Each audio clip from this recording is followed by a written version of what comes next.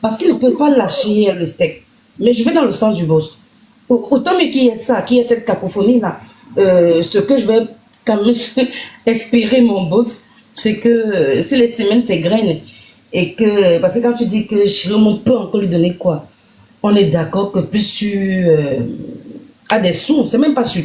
Moi, je pense à l'argent, on a dit l'argent, les Non, balises, non, quoi. non, Je non, parle non, pas du non. poste, quoi. Sony, c'est pas l'argent. Il est dans un ministère où il peut distraire les fonds. Il est justifié clairement. C'est pas l'argent. Il est là, il peut bouffer. Jérôme a... Je vais chuter. Ah ouais, Je vais ok, chuter vas-y. en disant que, je vais juste chuter en disant que moi j'espère que même s'il y a des balises, que je l'ai dit, parce que pour moi c'est pas vraiment le poste, hein. Il a été mis la communication. En fait, il est là depuis toujours. Il y a des personnes comme ça, les femmes nouveaux. Ça ne peut pas être que ça, comme tu dis, mon boss, quoi. Mais moi, je vais espérer que les 3 mois et demi qui nous restent, il continue dans sa lancée. Et j'espère, tu sais, même ici en Occident, on voit ça. On voit les dire les dernières minutes. Il ne faut pas qu'on fasse comme si c'est propre aux républiques bananières, hein. On voit les deals des dernières minutes aussi se passer en Occident, quoi. Il faut juste qu'il aille jusqu'au bout et que ce qu'il a en train de faire, ce n'est pas que le, on dit quoi, le vroom vroom, en bêtise, que le bruit, quoi. Oui, c'est vrai, Tata Sophie, mais est-ce que Vas-y, vas-y. les militants et la population qu'il a mobilisé pour le suivre, est-ce qu'il va encore les démobiliser en disant, bon, allons suivre encore ce même système déjà? Là, ils vont perdre beaucoup, selon moi. Moi j'ai une question pour vous, pour Tchak, c'est pour, en tout cas pour tout le monde, hein, même ceux qui sont en bas et qui vont monter peut-être après. Stéphane, est-ce que avec tout ce que tu es en train de décrire là, est-ce que ça ne donne pas finalement l'impression que le Nord n'a pas un vote objectif? C'est-à-dire qu'on a quand même l'impression, et malheureusement, ce sont les élites du Nord qui nous donnent cette impression-là que le Nord ne vote jamais par rapport à un changement radical dans notre pays, mais ils votent toujours par rapport à des personnes qui viennent leur dire votez pour tel, ne votez pas pour tel, même si on va à la dérive en fait. Est-ce qu'on ne pourrait pas finalement se dire, quand on regarde tout ça, parce que c'est un peu comme si l'électorat du Nord appartient à ces élites-là, et que c'est eux qui donnent la direction chaque fois qu'il y a élection au Cameroun, ce sont ces élites-là qui se servent de leur position pour dire à l'électorat du Nord, votez pour tel, ne votez pas pour tel, et même si la personne pour qui on demande de voter est en train d'amener le pays à la dérive finalement, les nordistes vont le suivre. Est-ce que ça ne donne pas finalement cette impression que ce vote-là n'est pas du tout objectif? Merci pour Parce la que question. c'est trop, je pose cette question sur le Nord en particulier parce que c'est Ouais, trop ouais. Non, non, ce accentué n'est au même pas Nord. seulement sur le Nord. C'est pas C'est seulement trop sur le Nord, accentué au Kemba. Nord en fait. Mais Kemba, ce que j'ai envie de dire, j'ai l'impression que tu poses la structure politique de nos pays comme celle des pays dits démocratiques, un peu évolués. Nous sommes Ok. dans des États, nous n'existons même pas encore en tant qu'État. Il n'y a pas une certaine culture politique. Ce qu'il faut rappeler, moi j'ai fait le Nord quelque part, il faut rappeler que les élites, comme à l'Ouest, hein, ont une emprise sur les populations. Peut-être ailleurs, d'autres. Parce qu'il n'y a pas de culture politique véritable. Oui, oui. Il y a des gens qui adhèrent à la vision des élites parce que ce sont des élites. Et parce qu'on les a affamés, on va venir leur donner à manger. Et qui, eux, pour avoir ce repas, ce petit sadaka, ce qu'ils appellent sadaka de temps en temps, pas des élites, ils ont besoin d'apporter ce soutien. Ils ne comprennent rien des enjeux politiques. La plupart, la majorité. Et c'est pas seulement au Nord, c'est un peu partout. Mhm. Un peu partout, même au Sud, etc. Il y a des gens qui ne comprennent pas, qui n'ont pas encore cette culture politique. Nous parlons, c'est parce que nous avons une certaine culture politique que nous parlons ici. Mais les populations là-bas, on va te dire, oui, ton frère va être ministre, tu seras bien, c'est lui qui apporte souvent les riz quand pendant le truc, on donne 2 kilos de riz, etc. La personne va aller voter parce qu'on lui a donné 2 kilos de riz et de temps en temps, il vient faire des sadakas, etc. Donc, il n'y a pas de culture politique. C'est aujourd'hui que beaucoup de nos frères au Nord se battent pour insérer certaines cultures politiques. Et la jeunesse, oui, c'est vrai, il y a un taux d'analphabétisme un peu, c'est partout, un peu partout dans le Cameroun, c'est pas seulement au Nord. Mais vous avez des jeunes qui ont quand même décidé de comprendre le jeu politique au Cameroun, d'avoir une certaine maturité et qui relaient les informations, qui conscientisent, qui sensibilisent. On va voir le travail de Boucher, le docteur Boucher, que vous connaissez tous. Allez voir ce qu'il fait sur le terrain. Il est auprès des populations qui vivent dans une certaine précarité. Mais quand il les apporte un peu d'aide, un peu de soutien, parce qu'on a vu des banques, les tables banques qu'il en fait dans les écoles, tout ça, il sera sûr de donner une certaine pédagogie politique. Il sera sûr de sensibiliser, de former les militants. Et beaucoup comprennent l'enjeu. Et la masse critique, moi j'estime que pour le Nord aujourd'hui, la masse critique est formée et ces jeunes pensent qu'il va falloir autre chose. Ils sont en train de mettre la pression aux élites. Donc il sera difficile, même si le ministre Issa Tiroma veut utiliser la frustration de ces jeunes-là pour passerelle d'accès à une plateforme financière ou bien poste de nomination, il sera difficile au ministre Tiroma, avec la posture politique qu'il a eue là maintenant, de dire autre chose. Sinon, il sera lapidé et lynché par ce même peuple. Parce que le peuple est patient, mais aujourd'hui, je pense que le peuple est conscient et c'est la pression de ce peuple. Je l'ai rappelé que la base militante d'Issa Tiroma met la pression. L'UNDP l'a fait. C'est pour ça que Bello Bouba Magari, après son congrès, est en train de convoquer un congrès extraordinaire qui va l'obliger de poser sa candidature pour l'élection d'octobre 2025. Donc le jeu change. Merci. Bon pour moi, merci pour cette analyse, Steph. C'est bon. En tout cas, on est vigilant. Hein. On va voir ce qu'il en sera. Moi, je suis très optimiste par contre. Moi, je suis optimiste, mais je reste très optimiste même. Je suis très optimiste. Au gré du vent, en fait. Moi, je suis très optimiste. Je sais qu'il y a une certaine versatilité politique. Je sais qu'il y a une certaine un conspiratisme de nos leaders. Mais je pense que 2025, chacun va devoir jouer sa carte, sa survivance politique en tant que leader, et beaucoup sont conscients de ça. La moindre erreur, personne ne sera pardonné et toléré. Moi, j'ai dit, il y a des partis là qui ont émergé en 2018, qui vont disparaître après octobre 2025, qui n'arrivent pas à se positionner. Le peuple est éveillé. Et je vous l'ai dit toujours, cette année, c'est la rencontre d'un peuple contre Paul Biya. Donc, c'est très compliqué.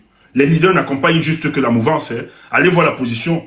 La plupart de ces leaders se positionnent en fonction des besoins de ce peuple. C'est pour ça que d'autres sont déconnectés de cette réalité. Parce qu'ils n'arrivent pas encore à adapter leur stratégie politique ou bien leur vision politique aux aspirations de ce peuple. C'est pour ça qu'ils sont disqualifiés et ils accusent les autres partis politiques de mener des campagnes de dénigrement et de mensonges à leur endroit. Or, ça n'a rien à voir. C'est que ils ont décidé de rester dans le copinage et le jeu afin de tromper le peuple camerounais. C'est bon? Voilà.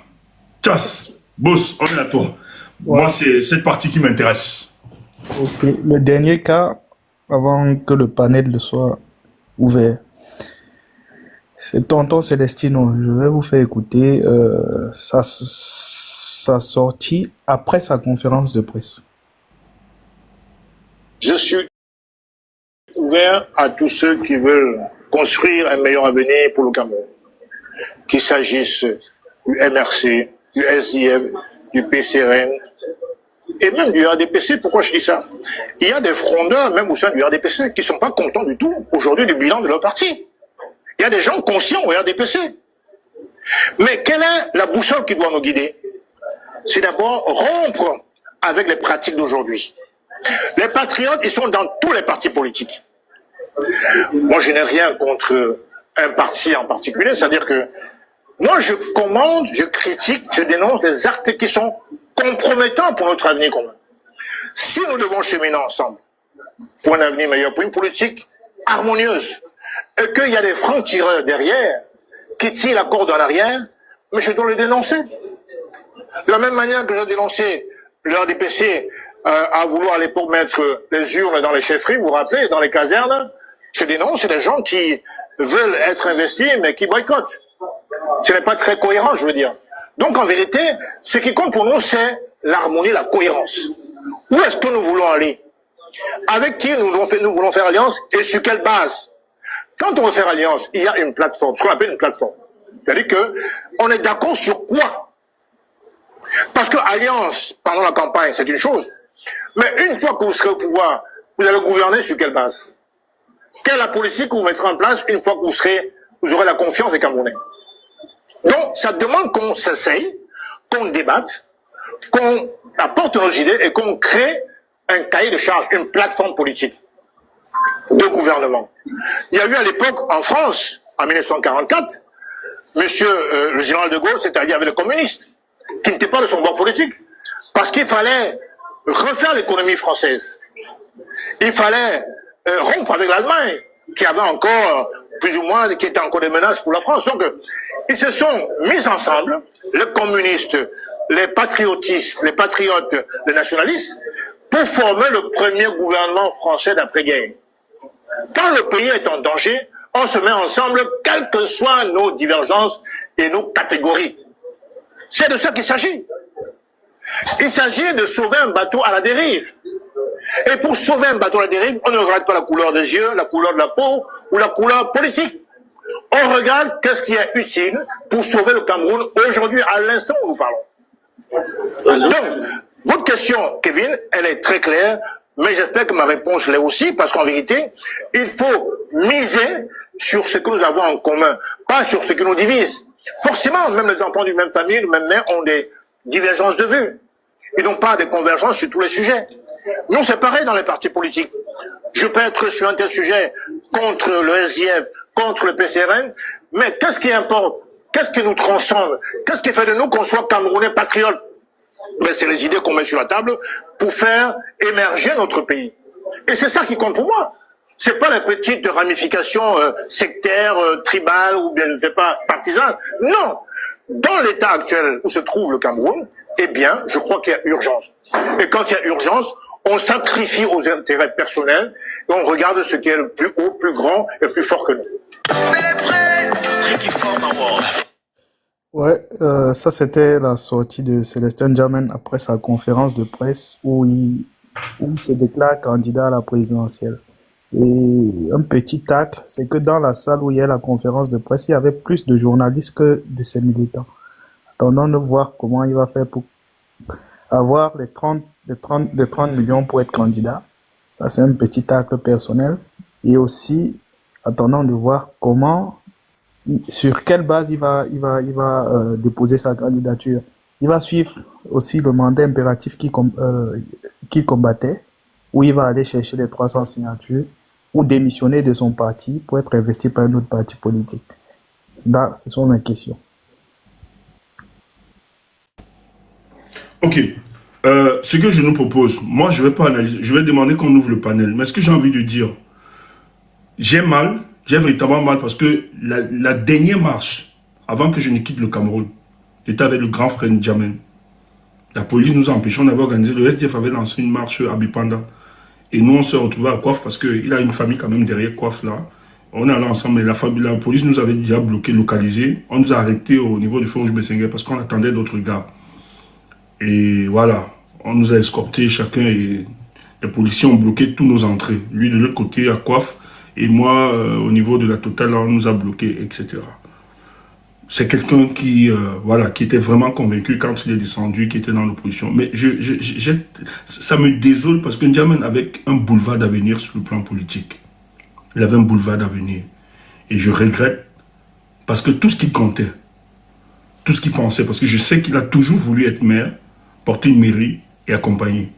Je regrette parce que ce projet ne se réalisera plus jamais. On va expliquer.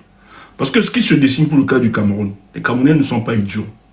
Tous, nous sommes notés. Pas l'image.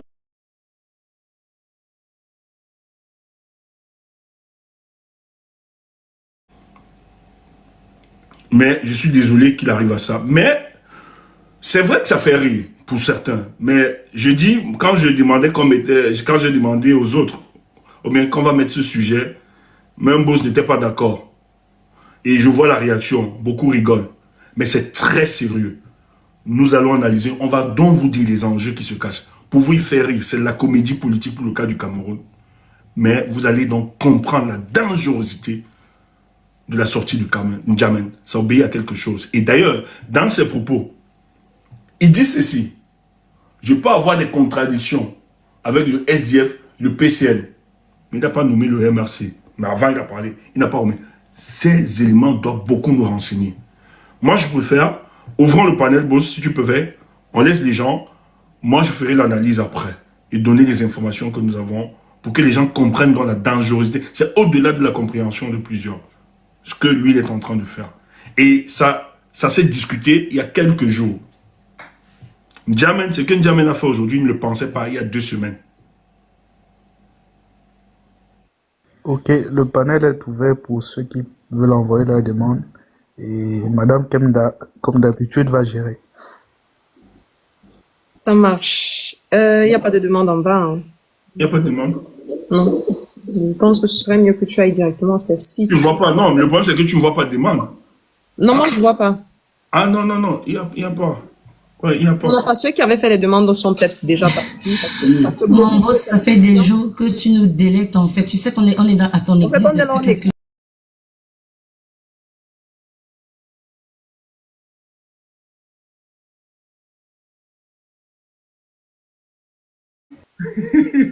Non, non. Ah ouais, il y a des gens qui ont En tout envoyé cas, la s'il y a des gens qui veulent intervenir, faites vos demandes. Hein. Oui, je préfère qu'ils interviennent parce que je ne veux pas. Parce que je sais que. C'est pas faux, moi je vois pas ta demande. Steph, est-ce que vous voyez les demandes? Moi je vois rien. On ne voit pas, moi je ne vois pas de demande. Je vois pas de Moi demande. également, hein, je pense pas. Donc, Oncle, tu je ne peux vois pas. sortir du live parce que là, tu sors du live, tu reviens, tu fais ta demande, s'il te plaît. C'est vrai, il n'y a aucune demande là. En tout cas, je trouve que Chax a posé trois bonnes questions, trois questions Ok. Cruciales. Ok, On on va va- avancer. Comme il n'y a personne, on va on va analyser. Allons-y. Alors, il y a une demande. Kemda, je suis amoureux de toi. C'est bien, c'est bien, c'est bien. Il faut boire de l'eau. Il y a d'autres demandes aussi. DSTV.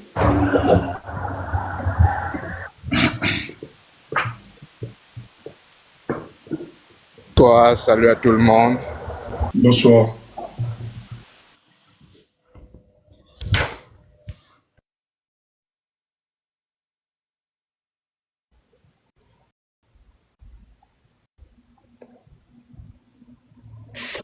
Oui, Bonsoir. je pense que c'est Marc. Est-ce que Marc est là? Oui, je suis là. Bonsoir, bonsoir à tout le monde. Bonsoir. J'attendais qu'on me donne la parole. Oui, oui, allez-y, allez-y, allez-y. Oui, je suis monté parce que bon, j'ai écouté Stéphane dans les analyses qu'il a faites au sujet des politiques, des politiciens du Grand Nord, et de l'histoire politique du Grand Nord avec cette alliance qu'ils ont toujours eue avec le RDPC. Bon, ça m'a un peu interpellé parce que bon, je veux apporter à quelque sorte ma contribution à cela. Alors moi, ce que j'ai compris de ce qui s'est passé avec le Grand Nord, quand il s'agit de Bello Bouba, de Issa Chiroma, il faut pas aussi oublier qu'il y a eu Dakole Dalsala et il y a eu un certain Anta Gassagaï. Je pense que Stéphane peut bien se souvenir de lui. Vous allez constater que les politiciens du Grand Nord ont toujours eu une certaine constance par rapport à la politique du renouveau et de Paul Biya depuis l'avènement du multipartisme. Alors, je me rappelle de Anta Gassagaï qui était venu avec la campagne dirigée vers les jeunes, parce qu'il faut bien dire que notre frère Cabral Libi n'est pas le premier. Il battait campagne pour les jeunes, je me rappelle très bien. Et il était même peut-être dans l'Union pour le changement dans les années 90, je crois. Peut-être pas, mais je crois qu'il était quand même dans l'opposition radicale. Et ce qui avait été surprenant, c'est qu'à la veille ou 2 jours avant les votes, il a donné ses voix au RDPC. Et il avait été nommé ministre adjoint c'était vice-ministre de l'administration territoriale. C'est-à-dire, pour vous dire un peu qu'il y a toujours une constance qui apparaît dans la scène politique camerounaise. C'est un peu ce qui s'est passé avec Jean de Dieu Momo dernièrement. Et bizarrement, le nom toujours dans le même ministère. Alors, malheureusement, on va dire pas à son âme, il est décédé quelques années plus tard. Et qu'est-ce qui s'est donc passé avec les autres politiciens? En fait, le RDPC était coincé après les années 90, après 92, quand ils se sont bien rendus compte qu'ils avaient perdu les élections. Alors, il fallait bien trouver une solution. C'était de pouvoir contourner le grand ouest du Cameroun, c'est-à-dire le nord-ouest, sud-ouest, littoral et ouest, voilà. Parce que là, le RDP savait que c'était une région où il n'arrivait plus à prendre pied. Donc, il fallait donc créer une alliance entre le nord et le sud pour plus ou moins, n'est-ce pas, faire bloc. Et c'est en ce moment que Bello Bouba et Issa Chiroma et Amadou Mustafa, il y en a plusieurs comme ça, donc mettre sur pied cette plateforme où maintenant, ils sont certains qu'ils seront toujours des ministres de Paul Biya, et ils donneront toujours leur voix à Paul Biya. Et donc là, on entre dans les élections de 97, 2004, 2011 et ainsi de suite. Ça donne ce que ça a donné. Alors, ce qui se passe aujourd'hui, je pense que les populations du Grand Nord ont été les victimes de cette alliance parce qu'ils n'ont rien eu comme retombée. Et si vous regardez, il y a une publication de Djekan Chamini qui fait une analyse très, très intéressante sur les statistiques des votes dans le Grand Nord. Et je crois que dans ces statistiques, il essaye même de bien expliquer comment ce que représentent les votes du Grand Nord dans la scène politique camerounaise. Et je crois que ça aussi, il faut peut-être qu'on prenne ça en compte parce que ça va être très déterminant pour la suite. Alors, ce que moi je vais dire maintenant par rapport aux populations du Grand Nord qui essayent, ou même les politiciens qui essayent de faire croire que bon, maintenant, l'alliance qu'ils ont eu avec le RDPC ne tient plus. Moi, je pense que c'est trop tôt pour se prononcer. Parce que Issa Tiroma, par exemple, c'est une girouette. Un jour, il dit une chose, le lendemain, il est capable de dire le contraire et de se justifier, surtout. Pour l'instant, moi, je reste prudent. Bello Bouba, c'est quelqu'un qui ne parle pas beaucoup. Et j'ai entendu, je sais pas si c'est Valsero qui l'a dit l'autre jour, qu'il avait entendu un journaliste, non, il avait entendu Adamoun Damdjoya dire de Bello Bouba que c'est quelqu'un qui n'a jamais connu l'opposition. C'est-à-dire, il ne sait pas comment un opposant doit se comporter. Il préfère rester dans la mangeoire pour faire court. Voilà. Donc, il ne sait pas lutter dans l'opposition, c'est-à-dire aller en prison comme les opposants vont en prison, faire des marches et tout ça. Il n'en a jamais fait d'ailleurs, vous voyez. Donc, moi, je dis ça pour dire simplement que, pour moi, je trouve que c'est un peu tôt, n'est-ce pas, pour cerner le projet que les politiciens du Grand Nord veulent nous faire voir. On sait très bien que le pouvoir en place est aux abois, mais est-ce que ils vont se positionner parce qu'ils veulent proposer quelque chose, une alternative, ou alors ils veulent se positionner? Oui. Permets-moi un peu de te... Est-ce que le facteur, l'incapacité du président de la République à continuer à gérer le pays ne peut pas changer l'angle, la direction de ces... Oui, je sais ce sont des girouettes, ils ont une certaine bipolarité politique, mais est-ce que finalement, l'incapacité à continuer à gérer les nations ne peut pas amener ceci à changer de place? Moi, je pense que si aujourd'hui ils essayent de lever les enchères, parce que pour moi c'est les enchères, hein, ils sont en train de lever les enchères, c'est parce qu'ils se rendent bien compte que ce n'est plus le président qui désigne, qui décide. C'est d'autres personnes, ce sont les gens qui l'accompagnent qui décident. Donc, il vaut mieux lever les enchères. Il faut faire un chantage. Pour moi, c'est comme ça que je considère la situation.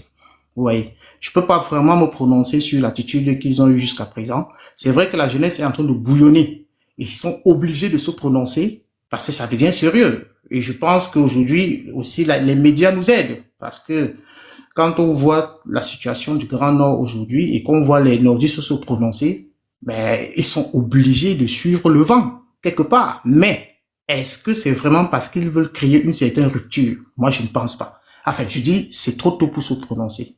Voilà, c'est comme ça que je pourrais répondre à ta question, Stéphane. Et pour finir, pour ce qui concerne N'Djamène, bon, moi, je crois que N'Djamène aujourd'hui veut en quelque sorte reproduire ce que Momo a fait. N'Djamène, pour moi, va finir dans le RDPC. Ne soyez pas surpris que d'ici là, il donne ses voix à Paul Biya. Si Paul Biya se présente aux élections, pour moi, c'est ce que je suis très certain que N'Djamène va donner ses voix à Paul Biya. Donc voilà un peu ce que je voulais partager avec vous.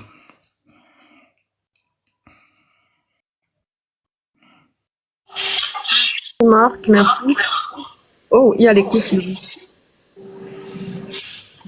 Attends, je vais essayer de... Ok. Monsieur Julio. Oui, bonjour, bonsoir à tout le monde. Salut Kenda, salut Sony, salut Stéphane, salut à tout le monde sur le panel. Moi, je vais juste donner mon avis sur la dernière question concernant M. N'Djamène. Et je vais commencer exactement par là où mon prédécesseur a fini. Pour moi, ça, c'est un non-événement, en fait. Et c'est pour ça que j'écrivais en commentaire que j'étais curieux de comprendre l'analyse ou de suivre l'analyse de Stéphane. Et puis, quand il est intimement que nous autres, donc je suis vraiment impatient de l'écouter. Mais pour moi, en tant que en tant que partisan et support du MLC, ça c'est un non-événement. Il continue à jouer à la pendule. C'est vrai ce que tu as dit là, Stéphane, qu'il cite les partis contre lesquels il ne cite pas le MLC, mais plutôt qu'il fait allusion au fait que le MLC ne soit pas allé aux élections et veut maintenant se présenter comme un manque de cohérence. Ça, c'est l'effet pendule qu'il continue à faire. Et justement, comme le prédécesseur a dit, je pense que c'est évident qu'il va finir au RDPC. Et même s'il veut revenir au MLC, pour moi, c'est ça, on doit. Cela, il est encore pire que quelqu'un qui est de l'autre côté et qui décide de changer d'avis. Il était avec nous, il est sorti, et puis maintenant il fait une sortie et il ne se déclare pas. Il veut soit faire la surenchère, mais I don't think he has anything to offer, personally. Après, comme je dis, je vais écouter ton analyse very curiously et ouais, c'est tout ce que je voulais dire. Merci. En tout cas, Stéphane, on attend impatiemment ton analyse. DSTV, est-ce que tu es là? Oui. Salut Kemda, salut Stéphane. Donc, je suis pas un analyste comme vous. J'allais juste dire, en tout cas, je vais intervenir sur quelques petits points là pour donner ma part, comment dire ça, mon opinion personnelle et ce que je pense ce que je pense de ces différents acteurs politiques. C'est vrai que je suis pas un féru de la politique, comme je l'ai toujours dit. Steph, je suis complètement d'accord avec toi sur la partie où tu dis si ces différents opposants du Nord, même s'ils vont seuls de leur côté et qu'ils deviennent comme des opposants à Biya, ça va comme être un avantage pour les partis d'opposition parce que le RDPC ne pourra plus utiliser leur voix dans cette région-là pour essayer de prendre leur victoire incontestée, patati patata. Mais moi, j'ai une crainte parce que Monsieur Chiroma, pour ceux qui l'ont connu avant, savent tous que ça a été un pourfendeur de Biya vraiment très virulent. Il a été très, très virulent avant son entrée au régime. Mais quand il est entré, il est devenu encore, comment on dit ça? Il est devenu plus loyaliste que le roi. Ça veut dire, quand il est entré au gouvernement, il était encore plus qu'un gars du RDPC même. Maintenant, je suis quand même un peu sceptique de voir, en fait, quand on écoute sa dernière sortie, moi, je suis en train de me poser la question, est-ce qu'il n'est pas en train de se vendre, d'élever les enchères pour dire, par exemple, soit au RDPC, je sais pas avec quoi on le tient là-bas. C'est sûr que forcément, quand le RDPC te prend quelque part, on te tient, on te donne des affaires, on te laisse faire des trucs pour te tenir. Je sais pas si on le tient. Je sais pas s'il est en train d'élever les enchères pour dire aux gens du RDPC que bon, voici ce que je peux faire. Et puis de l'autre côté aussi, je me dis, peut-être qu'il sent que la balance va pencher et que les leaders de l'opposition qui viennent en force, pourquoi ne pas aussi leur montrer que j'ai une cote de popularité. Est-ce que je peux, en vous accordant, comment dire ça, en demandant à la population de voter pour vous, voilà jusqu'où je peux être bien contribuer à votre réussite dans cette région-là. Donc pour moi, c'est un peu, je suis en train de prendre ça comme une espèce de vente aux enchères qu'il est en train de faire. Donc il le brandit sans toutefois dire qu'il est de tel côté ou de tel côté. J'attends qu'il démissionne comme tu as dit, ou bien qu'il démissionne en fait. Je pense que seule sa démission pourra vraiment montrer qu'il a fait une rupture avec le parti en place. Si démission, ça va montrer peut-être qu'il a fait une rupture maintenant, même s'il n'adhère pas à un mouvement d'opposition et qu'il reste vraiment, il se proclame lui-même, en fait, qu'il se déclare lui-même candidat. Que ce soit ce cas-là ou bien qu'il adhère à un autre parti d'opposition, tant mieux, ça fera le jeu de l'opposition. Donc, c'est sur ce point-là. Pour Bello, moi je sais pas. Je sais que on a eu le MSC a eu à l'inviter à ses congrès, a eu à participer au congrès de Bello. Je sais pas si derrière il y a des ententes entre eux, je ne sais pas vraiment. Il faudrait qu'ils se déclarent en fait. Pour moi aussi, il faudrait qu'ils se déclarent. Peut-être on attend les résolutions de son congrès extraordinaire pour voir ce qui va sortir de là. Peut-être il va aller aux élections. Peut-être il pourra comment dire ça, porter son soutien à un autre parti d'opposition, mais ça c'est mon souhait. Mais s'il se déclare aussi comme candidat, c'est tant mieux. Ça va toujours comment dire ça, ça va aider l'opposition dans tous les sens, dans tous les cas. Parce que ce soit avec eux ou sans eux, le MRC a quand même gagné du terrain dans la partie septentrionale. Donc, on va pas dire que nous, on va là-bas en victime résignée. Non, on a gagné du terrain dans le Grand Nord. Donc, si eux, ils partent, ce sont pas les voix du MRC qui vont être, s'ils viennent, en tout cas, s'ils se prononcent comme candidats, c'est pas les voix du MRC qui vont être partitionnées, mais je pense que ce sera plus les voix du RDPC. Donc, c'est toujours à notre avantage, que ce soit l'un ou dans l'autre cas. Concernant Tonton Céleste, Attends un peu, Diaz, s'il te plaît. Attends, oui, moi-même, je ne vois pas. Il y a un énorme problème aujourd'hui. Quand on ne voit pas ta demande. On ne voit pas les demandes. Moi-même, je ne vois pas. Envoyez les invitations. J'ai invité Oncle Kafo, j'ai invité Kano, mais il n'arrive pas. Je ne vois pas Kano, je ne vois pas. Je ne vois pas les invitations, je vois juste d'autres invitations. Hein. Vous voyez aussi la même invitation, une seule personne là. Attends un peu, Steph. Là, il y avait une seule personne, mais la personne, c'était Mouni.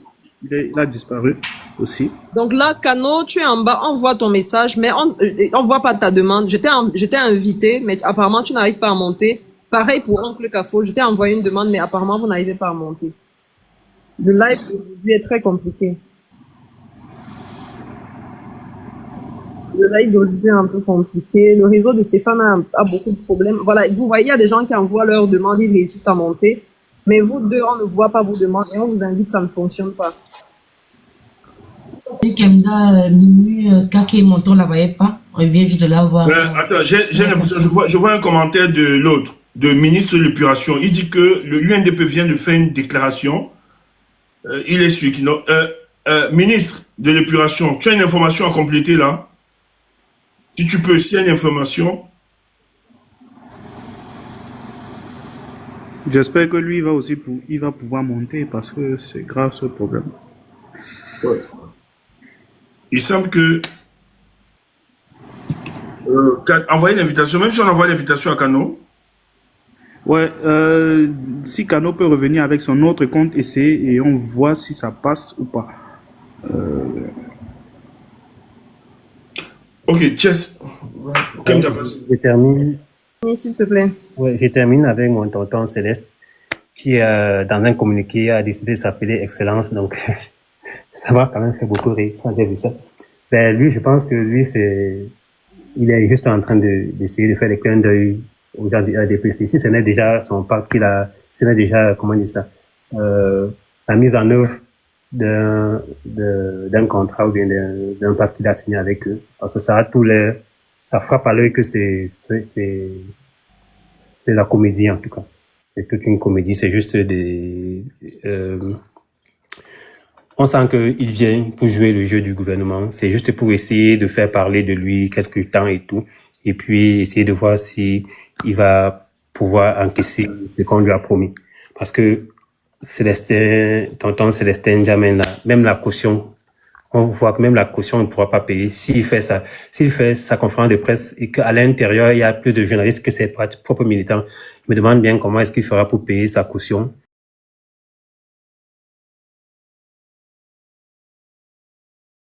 Il aura les 30 bâtons pour payer sa caution, ou bien l'argent de la campagne. Il prend l'argent de la campagne, il essaie de débourser 1 million dessus pour faire acheter des gadgets, le reste il met dans sa poche et puis il demande aux gens de voter le RDPC. Pour moi, c'est comme ça que je vois, donc sinon ce n'est rien d'autre que de l'amusement, quoi. Ça, c'est ma petite contribution qu'il faudrait faire aujourd'hui. Merci à vous. Diers, merci pour ta participation. Bellavie, est-ce que Bellavie est là?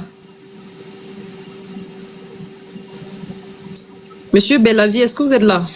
Oui, s'il vous plaît, passez la parole d'abord à Albert. Ok, ça marche. S'il vous plaît, là je finis en attendant, Diaz, s'il te plaît, est-ce que je peux prendre ta place? Merci. Monsieur Albert, bonsoir. Bonsoir Kemda, bonsoir Stéphane, bonsoir Sony et Charles. Bonsoir. Bon, ma petite contribution concernant Issa Chiroma et Belebouba Malgari, parce que je m'appuie toujours sur une émission de Alamine Ousmane May sur Equinox. Bon, je ne sais plus c'était en quelle année là. Parce que lui disait que le procès Moïse Kamto est incontournable. Et ce que vous allez voir dans le Grand Nord va étonner beaucoup beaucoup de Camerounais parce que le Ghana est en train d'activer le nucléaire. Donc, avec ce qui se passe, il est bien vrai, Issa Chiroma, on le connaît, parce que moi, je l'appelle le Féman. Belle Bouba aussi, je crois qu'il a fait un congrès, invité le professeur Moskam, je pense un truc comme ça. Donc, pour Issa Chiroma, on peut encore douter, mais pour Belle Bouba, parce que moi, mes filles, je suis les dit de Alami Ousmane May. Voilà, parce qu'on ne sait pas encore, mais restons seulement vigilants. Parce que moi, je pense que c'est ça qui est en train de se dessiner maintenant. Bon, c'est pas la façon de voir les choses. Et aujourd'hui, on sait, le RDPC, c'est fini avec Paul Biya. Le président, il est fatigué. Tout le monde a vu. Donc, ce n'est plus qu'on va expliquer à quelqu'un. Et à l'heure, dans le RDPC, c'est le sauve qui peut. Et je crois que ça n'a même pas encore commencé parce qu'il y aura des démissions dans le RDPC. Donc, il y a les gens ils attendent le bon moment pour se proclamer, au fait. Donc, moi, c'est ce que moi je pense. Parce qu'aujourd'hui, il est bien bon à dire que bon, on ne sait pas, Issa peut-être veut augmenter les enchères, mais je ne pense plus pour le RDPC. Le RDPC, c'est mort, c'est terminé.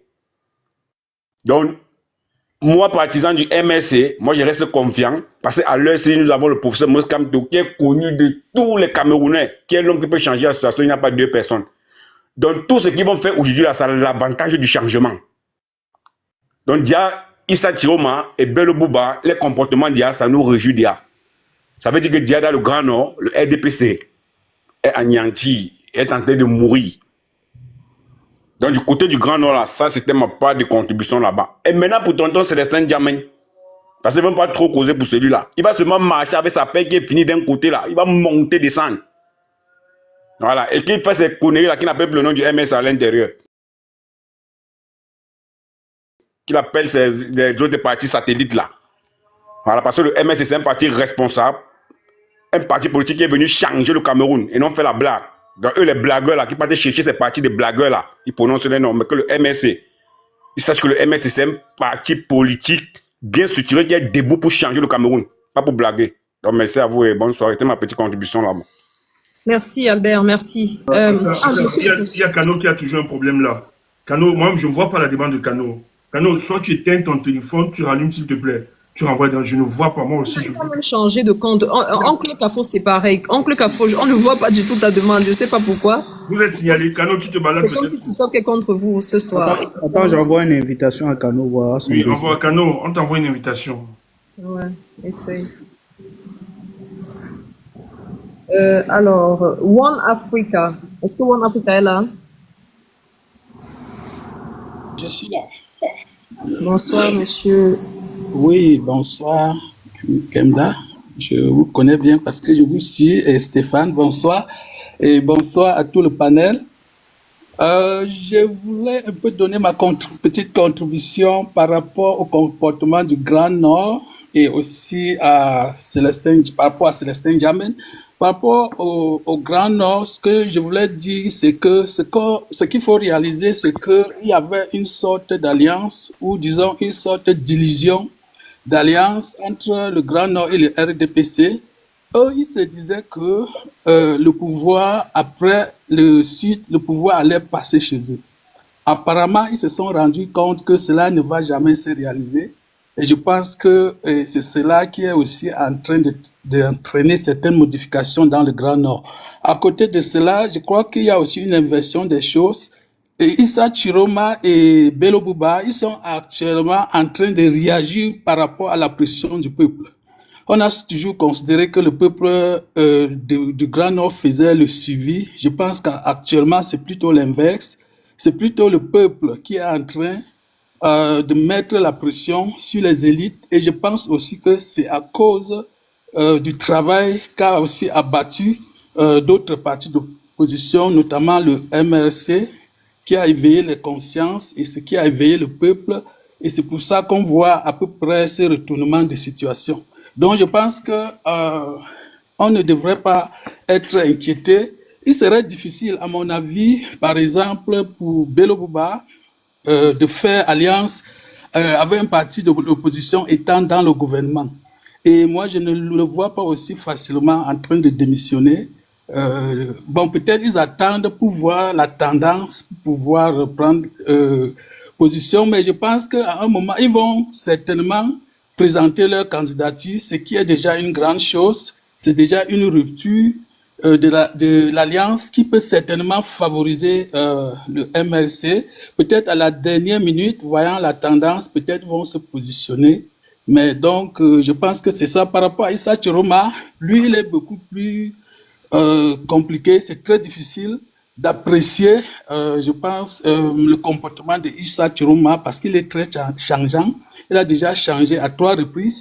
Je crois qu'en 2004, il était membre de la coalition, il a présidé, il a désigné même le candidat de la coalition en 2004, Adamo Damjoya, et quelques mois après, il est entré dans le RDPC.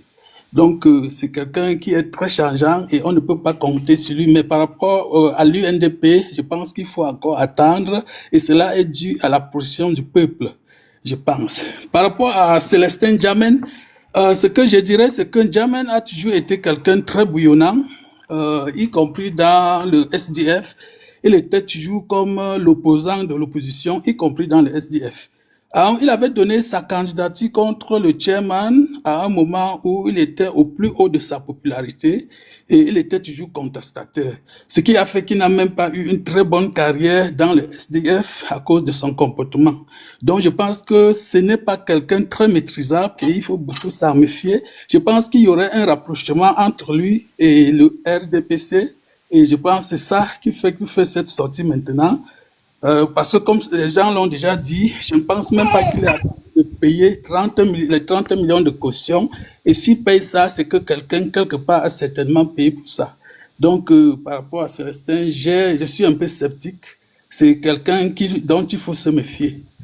Donc, voilà à peu près ma petite contribution. Donc, merci. En Africa, je prendrai votre place. Les cris du bébé Mumu, ça dérange. Attends, je te mute. Attends, je te mute parce que tu t'éloignes du bébé parce que les cris du bébé dérangent. Ministre, est-ce que tu avais une info à nous passer urgemment?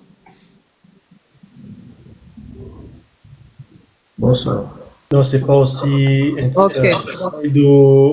Saïdou Maïmadi est le secrétaire national de la communication de l'UNDP. Donc, il est invité sur Equinox Soir aujourd'hui là. Il fait simplement comprendre que voilà, bon, il doit envoyer des signaux qu'il y a un mal-être au niveau de la base de l'UNDP et les militants de la base exigent vraiment un candidat de l'UNDP. Les militants de la base exigent un candidat de l'UNDP. Et il a précisé surtout que entre l'UNDP et le RDPC, il n'y a jamais eu un accord électoral. Il y a eu une plateforme de coopération politique et d'une entente politique. Et c'est dans ce sens que à chaque fois qu'il y a eu élection présidentielle, le comité central de l'UNDP, c'est toujours, comme ils ont rendez-vous, je crois, sur le 18 ou bien le 28, là, je ne sais pas trop, ils sont toujours retrouvés pour voir s'ils doivent présenter un candidat ou alors soutenir le président de la République sortant. Et c'est évident que à la prochaine assise, ils ne sont pas partants pour soutenir le président sortant parce qu'il y a un réel mal-être au niveau de la base qui voudrait préserver le minimum déjà des sièges qu'ils ont à l'Assemblée nationale et à la base disent clairement que pour ce faire, ils ont besoin d'avoir leur propre candidat. Et c'est surtout aussi la réponse de Serge Kelbe, le représentant du RDPC, qui m'a beaucoup intéressé parce qu'il a précisé que, à la vérité, bon, il a exposé un conflit déjà qui s'annonce entre les deux parties qui coopéraient parce qu'il a dit, à la vérité, le RDPC n'a pas tellement besoin de l'UNDP pour remporter les élections parce que les indicateurs des résultats des législatives montrent clairement que dans le Grand Nord, le RDPC, enfin, on va employer le terme, mais tape l'UNDP à plate couture. Il a évoqué les chiffres disant que dans l'Adamawa précisément, le RDPC a 6 députés sur 8. Hein. Dans le nord, le RDPC a 8 sur 12 et dans l'extrême nord, le RDPC a 25 sur 29, un truc comme ça dans ce sens-là. Pour dire qu'à la vérité, ils n'ont pas besoin de l'UNDP. Et encore, à Saïdou Maïdad, il dit que, mais attention, bon, il peut bien gesticuler comme il s'agit aujourd'hui. Ils ont toujours bénéficié de cela parce que justement les militants leur ont toujours dit que c'est pas la peine de voter pour l'UNDP à partir du moment où ils savent que l'UNDP ira en fin de compte soutenir le RDPC.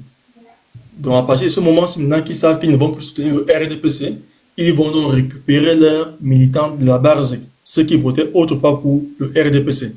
Ils vont les récupérer et ils garantissent là sur le plateau une défaite cuisante au RDPC aux prochaines élections. Donc c'est ça l'actualité du pays un peu en ce moment-là. Bon, concernant M. N'Djamène, c'est juste la blague. Je l'ai écouté, il a dit là qu'il va élargir la saisine du Conseil constitutionnel aux simples citoyens. Il dit que M. N'Djamène, c'est la blague, ben c'est quoi? Est-ce qu'il maîtrise l'article 118 alinéa 2? Attends, ministre, attends, reprends s'il te plaît. N'Djamène dit quoi?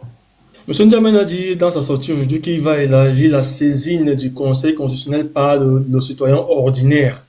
Je dis que c'est assez amusant comme promesse que bon, c'est comme s'il est totalement ignorant de l'article 118 alinéa 2 sur les incompatibilités du code électoral qui dit bien que n'importe quelle personne intéressée pourrait rester devant le Conseil constitutionnel pour s'opposer à une certaine candidature comme celle de M. Biya par exemple, ou à l'alinéa 1 il est tellement frappé pour intelligence avec la France quand voilà il se montre, il se prend comme celui qui part rendre compte à M. Macron. C'est un truc. C'est assez grave. Donc, n'importe quel Camerounais peut saisir le Conseil constitutionnel qui doit se prononcer dans les 3 jours. Ah, lui, il évoquait ça dans le cadre de sa proposition. Et sa proposition, justement, oui, voilà. Ok.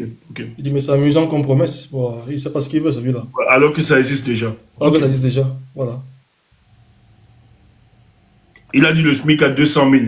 J'étais mort. Je dis, mais celui-ci n'a même pas, n'a pas les bases de l'économie politique. Merci. Merci. Mais j'aimerais, tu as donné une information concernant l'UNDP sur laquelle j'aimerais rebondir avant qu'on continue. Ouais. Ok. Alors, quand il dit que le but de l'UNDP a souvent été soit de présenter eux-mêmes un candidat, soit de soutenir le président au pouvoir. Ça veut dire quoi? Ils sont maintenant en train de nous donner l'impression, je veux tellement croire en leur bonne foi. Mais une fois de plus, je vois encore là de la manipulation de dernière minute. Pourquoi, Stéphane? Ben, tu peux rire, tu vas faire ton analyse. Après, tu vas nous dire qu'on a tort. C'est normal, mais il faudrait qu'on exprime aussi ce qu'on entend. Alors, quand il nous dit... En fait, c'est que je vois humaine, ce qui est tellement plus... Très, non, ça n'a rien à voir, Stéphane. Non, ce sont des animaux politiques qui me donnent. Je ne suis pas naïve par rapport à ça. Mais ça va pas empêcher qu'on remette quand même en question. On va pas tout boire comme ça. On va aussi remettre en question. C'est-à-dire que ils sont en train de nous dire quand même que leur objectif a souvent été soit de présenter eux-mêmes un candidat, soit de soutenir le président au pouvoir, le président sortant, on va dire comme ça. Et curieusement, ils ont toujours soutenu le président sortant. Maintenant, comme certains sont en train de dire, ben oui, à la dernière minute, ils peuvent appeler à voter pour un autre parti politique, à l'occurrence le MRC. Je ne pense pas du tout qu'ils puissent faire ça parce que leur objectif, c'est d'avoir leur propre candidat parce que soi-disant, leur base militante est en train de leur mettre la pression pour qu'ils présentent eux-mêmes un candidat. Non. Ben, qui va avaler ça? Franchement, moi, je reste extrêmement vigilante par rapport à tout ce qui se passe au Grand Nord, par rapport à ce que l'UNDP est en train de faire. Ce sont des animaux politiques. Mais ça ne veut pas dire que nous sommes des naïfs, ça ne veut pas dire qu'on va tout avaler, ça ne veut pas dire qu'on va regarder des opportunistes. C'est-à-dire que quand ils voient que la direction le peuple prend une autre direction, qu'est-ce qu'ils font? Ils commencent à mettre sur pied des stratagèmes comme ça qui donnent l'impression qu'ils sont en train de se dresser contre le RDPC et que finalement, si le RDPC perd sa base militante, entre guillemets, ce serait grâce à ces élites-là. Non. S'ils font ça, ou bien si on se focalise dessus, ce serait oublier le travail acharné que le MRC a fait au Grand Nord. Tu en as parlé tout à l'heure, Stéphane. Il faudrait pas non plus que ces élites nous donnent l'impression que dans le Grand Nord, il n'y a que ces partis politiques-là et que les autres ne représentent absolument rien. Faudrait pas qu'ils nous donnent tout le temps cette impression-là. Ce sont des opportunistes. C'est l'apanage même des hommes politiques chez nous, partout, hein. Mais vraiment, au bout d'un moment, faudrait pas que des gens, des jouisseurs, aient passé des années à jouir comme ils ont joui quand ils étaient au pouvoir et qu'une fois qu'ils se rendent compte que la dynamique a changé, non pas de leur fait, ce n'est pas grâce à l'UNDP ou bien Issa Chiruma ou bien à Bello Bouba que les gens dans le Grand Nord ont changé, si ça ne tenait qu'à eux, si Biya avait 80 ans et qu'il comptait encore se présenter, ces gens-là allaient soutenir Paul Biya. C'est parce qu'ils se rendent compte que sa candidature est impossible aujourd'hui et qu'ils se disent, mais qu'est-ce qu'on peut faire pour se repositionner? Alors, on va utiliser notre base militante pour faire du chantage politique aux autres. Non, il faudrait qu'on dise aux Camerounais du Nord que voter utile. Ne votez pas ou bien arrêtez d'écouter ces gens qui vous disent aujourd'hui, on va voter pour tel. Demain, ils vous disent, on va voter pour tel. Et comme par enchantement, en 2025, où la dynamique est complètement en train de changer, où les Camerounais sont en train de voir que ça ne vaut plus la peine, ils viennent dire, voilà, non, notre base militante veut ceci parce qu'à l'Assemblée nationale, on n'a pas cela. Non, il faut qu'ils arrêtent de se foutre de la gueule de ces citoyens du Nord-là. C'est un peu trop. Oui, vas-y, ministre. Je voudrais chuter et descendre, ouais. Bon, c'est vrai, ce que tu évoques là, moi, je suis d'avis avec toi parce que je pense que sur le plateau, cela lui a été opposé et qu'il fallait quand même, faut pas balayer du réveil de la main le travail que les certains bouts font dans le Grand Nord. Mamadou Mota Abdourahmane. C'est pas balayer du réveil de la main. Et quand il a évoqué quand même un argument assez puriste selon lequel il n'arrive pas à inscrire les militants sur la base, non pas du fait qu'il est comme si opposé, mais simplement du fait que ces militants ne leur font pas trop confiance. Moi, j'ai pris ça pour de la blague, mais en même temps, nous sommes en quelle période? De quelle inscription parle-t-il encore quand le corps électoral sera convoqué d'ici peu? Il n'y a pas eu un travail serré de la part de ce parti qu'on appelle l'UNDP pour véritablement sortir des mailles du filet du RDPC. Ça, il faut être sérieux. Et surtout, j'ai aimé, monsieur Kelbe a évoqué un argument que déjà nous évoquions l'année passée. C'est qu'à la vérité, au Cameroun, on n'a pas besoin de 100% ou bien de 50% ou 70% pour être élu président de la République. C'est une élection à un tour.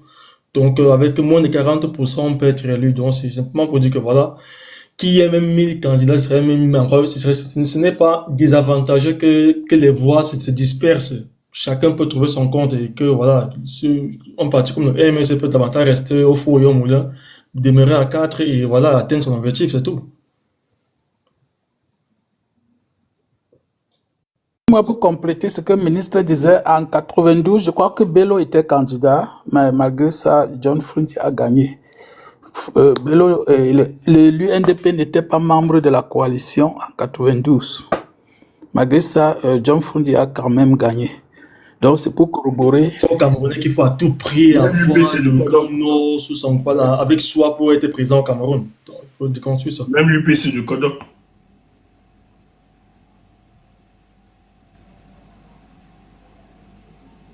Kemda, vas-y. Je sais pas. Est-ce qu'il y a un bug chez moi? Non, la parole est à Ski. Oncle Kafo, non. On ne voit pas toujours ta demande. C'est sûr que Trump, il y a quelqu'un qui est aux États-Unis là. Moi, je ne veux pas, les gars des États-Unis ne peuvent pas monter apparemment. Trump vous a fait ça dur. Hein. Il veut envoyer, il veut bombarder. Bon, est-ce qu'il peut avoir une demande? J'ai envie de prendre la parole, s'il vous plaît. Si sa demande apparaît. One Africa, est-ce qu'on peut prendre votre place, s'il vous plaît? J'ai envie de... Bien sûr, monsieur Ski, attendez juste un peu. Pas de problème, pas de problème. Vous pouvez refaire votre demande après pour monter. Ok, pas de problème. Ok, Ski, allez-y. Oui, vous allez m'excuser si je change parfois. Hein. C'est parce que par rapport à l'intervention que j'aurais, il y a des informations, qu'il y a des sources sûres en fait. Par rapport non seulement à la position de Issa Chiroma, et aussi par rapport à la magouille que Célestin nous amène à entrer le pays actuellement. D'abord, pour Issa Chiroma, pourquoi est-ce qu'Issa Chiroma est d'abord sur le point de démission à la tête de son poste ministériel? Parce que c'est un fait et ça va arriver dans les jours à venir. C'est pour faire, en fait, premièrement, monter les enchères politiques. Parce que depuis des mois, en fait, le FSN connaît des démissions en chef. C'est un fait. Est-ce qu'il y a un remaniement? Non, il n'y a pas de remaniement. Je suis en train de vous dire qu'il va quitter son poste. C'est quelque chose qui est factuel en arrière-plan. C'est factuel. Il va quitter comment quand il n'y a pas de remaniement ministériel? C'est lui qui décide de démissionner. C'est lui qui va décider de démissionner, en fait. Voilà. C'est factuel. Donc, c'est lui qui décide. C'est pas qu'il y a... Voilà. Lorsqu'on passe au ministère là-bas, on ressent bien que c'est cette énergie-là qu'il y a là-bas. Et les gens sont bien préparés pour ça. Parce qu'il y a des personnes qui ont des postes et qu'il a recommandé qu'il s'apprête déjà à quitter le ministère. Donc, c'est plus quelque chose sur lequel on doute, en fait, c'est là. Donc, je t'ai en train de dire que le premier point, c'est que il veut faire monter, en fait, les enchères politiques. Parce que depuis des mois, en fait, le FSCN connaît les démissions en chaîne. Il y a des conseillers municipaux qui ont claqué la porte et qui qualifient, en fait, la direction d'échec et qui évoquent une descente aux enfers du parti. Et en partant, Issa Chiroma avait, en fait, créé un choc. C'est-à-dire, il veut créer un signe clair qui ne va plus tolérer les dérives internes. Et ce geste, en fait, c'est pour forcer les autres acteurs à rehausser leur niveau et à redéfinir leurs priorités. Et le second point par rapport à ça, en fait, c'est qu'il veut se prémunir contre une mainmise inconstitutionnelle, autant pour moi. C'est-à-dire, Chiroma sait que la scène est prête, en fait. Et quand la première crise grave, ou bien la perte d'un scrutin, ou bien la montée de l'opposition, ou bien une querelle institutionnelle, il y a des personnalités tapées dans l'ombre qui sont prêtes à s'engouffrer. Et en quittant son poste, en fait, il coupe l'herbe sous le pied de telle sorte que il va créer un effet surprise pour soit se repositionner avec ceux qui vont prendre au pouvoir, qui sont en opposition, ou alors se repositionner avec ceux qui sont proches ou du pouvoir, qui vont prendre le pouvoir plus tard. Donc, voilà les trois éléments principaux. Et puis, pour parler succinctement autant pour moi de Célestin Djamène, en fait, Célestin Djamène, c'est pas une personne que les gens sont censés ignorer. Parce que pourquoi? Si on va un peu dans la jeunesse, il était d'abord SDF. Et puis, il est venu dans le MSC où il a encore rompu son contrat, si je peux dire ça comme ça. Et il a commencé à adopter une posture critique virulente à l'encontre du professeur particulièrement, allant jusqu'à même réclamer la dissolution du MSC et dire que le MSC utilisait des méthodes fascistes dans son parti. Et en fait, le but c'était quoi en fait? La manigance, elle commence depuis, elle commence à maintenant. Le but c'était d'attirer l'attention du RDPC pour en fait susciter un intérêt et dire que bon, moi je suis la personne idéale qui peut faire couler le bateau du MSC si vous me donnez tous les arguments, bien sûr me donner toute l'attention possible. Et le deuxième remarque que je dois faire, c'est de détourner le regard de ses propres ambitions, c'est-à-dire en critiquant le boycott par exemple des élections que Maurice Kamto avait organisées. Djamène joue en fait un rôle de renforcement du RDPC au niveau de la position critique qu'ils ont sur les plateaux télévisés maintenant, c'est-à-dire le MSC c'est un parti proche du pouvoir, le MSC c'est un parti qui ne sait pas ce qu'il veut, le MSC n'a même pas participé aux élections présidentielles. Donc le fait de remémorer ça à chaque fois, c'est d'une certaine façon contribuer à salir et à endommager l'image que le MSC est en train de vouloir construire. Mais moi je pense que Djamène ce n'est pas une personne qui peut être écouté, bien qui va être suivi par le peuple camerounais. Donc pour moi ce n'est même pas une menace ni de près ni de loin en fait. Donc c'est tout ce que moi j'avais à dire par rapport au sujet d'aujourd'hui. Merci Monsieur Sky. Monsieur Kenny, je crois que c'est Kenny, hein. Attendez que je regarde si c'est lui. Ah, il est là depuis. Bonsoir Kenny. Bonsoir. Merci de m'avoir pris. Oui, je vais intervenir particulièrement sur ce qui se passe dans le Grand Nord. Mais je pense qu'il ne faut pas qu'on perde de vue, quand vous faites cette analyse, qu'on perde de vue que nous sommes en train d'entrer dans la Troisième République. C'est-à-dire qu'on a un président qui est quasiment centenaire. Je sais pas, du jour au lendemain, on peut avoir une élection présidentielle, même peut-être avant octobre. Voilà ce que je vais dire. Donc, c'est ce qui pousse les gens à se repositionner. C'est-à-dire que l'argument selon laquelle on dit que non, c'est des opportunistes, ils veulent monter les enchères. Moi, je suis pas tout à fait d'accord avec cet argument-là. Pourquoi? Parce que si on regarde bien la jeunesse, le Grand Nord, en fait, c'est en général, grâce au Grand Nord que M. Biya a réussi à faire 43 ans au pouvoir. Et Biya est à la fin. Et voilà, le Nord ne s'est jamais positionné parce que pour être, je prends le cas, le véritable problème que Maurice Kamto a eu en 2018, c'est que c'était un monsieur qui était connu sur un plan universitaire, sur un plan, voilà, c'est un juriste, tout le monde le connaissait, mais sur un plan purement politique, il n'avait pas encore vraiment fait ses preuves. Or, ce qui fait quoi? La popularité qu'il a aujourd'hui, il l'avait pas en 2018. Or, pour gagner une élection présidentielle dans un pays, il faut être connu. Tu vois? ce qui fait quoi? C'est fait qu'aujourd'hui, les Tiroma et les, comment on l'appelle, et les Belobouba comprennent que la donne est en train de changer. Parce que la donne est en train de changer, on va vers la Troisième République. La question fondamentale que les deux doivent se poser, c'est de savoir, est-ce que le Grand Nord va rester là, observer, toujours accompagner un monsieur jusqu'à sa mort? Donc, ça peut ne pas être la base. Je veux dire quoi? Je veux dire qu'il peut prendre en compte les deux éléments.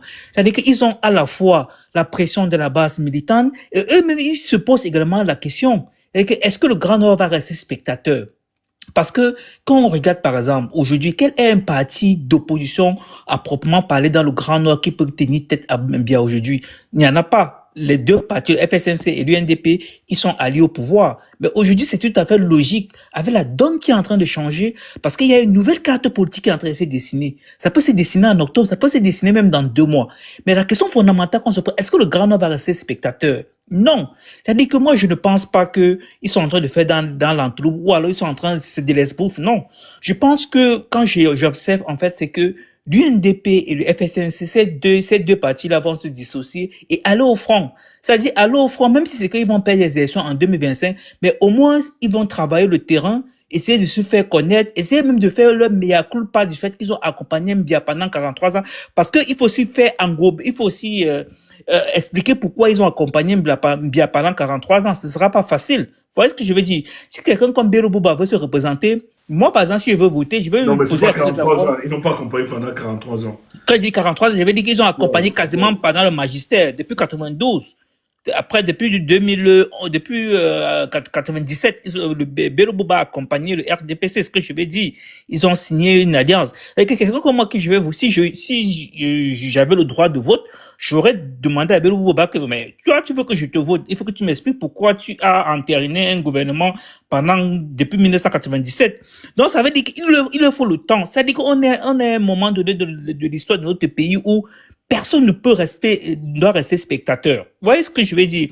Donc, moi, je ne prends pas ça à la légère. Moi, je pense que, parce que, regardez, par exemple, le comité directeur de l'UNDP qu'il a convoqué, il a invité les gens. C'est-à-dire que le comité directeur, c'est comme le directeur au MRC. Quand le MRC tient son directeur, il n'invite pas les inconnus. Tu vois ce que je veux dire? C'est quand il y a un congrès qu'on invite les gens. Et ça, c'est ça un élément qu'il faut prendre en compte. Et de deux, Atangandi a sorti une circulaire où il demande au gouverneur du Nord d'interdire tout meeting de FSNC jusqu'à nouvel ordre. Il ne peut pas le dire par hasard. C'est-à-dire qu'il a des infos comme quoi le FSNC est en train de se rebeller pour partir. Parce que quand tu regardes... Kenny, oui. Il a sorti une circulaire, ça fait peut-être 2 semaines là. C'est sur Internet. Ah ouais? Oui, c'est sur Internet. Non, c'est pas autant. Non, je vois la circulaire. Non, c'était pas authentifié en fait. J'ai vu la circulaire. C'était pas. Ok. Mais de toutes les façons, quand tu regardes même les chiquitis dans le Grand Nord, personne ne veut rester indifférent. C'est-à-dire que le Grand Nord aujourd'hui fondamentalement va se poser la question de savoir que qu'est-ce qu'on fait. On a le MS qui vient en force, qui monte en force. On a le LDF qui aujourd'hui vient commencer à travailler. Le LDF fait une tournée dans le Nord. On a le MRC également dans le Nord qui fait quand même du travail depuis 2018.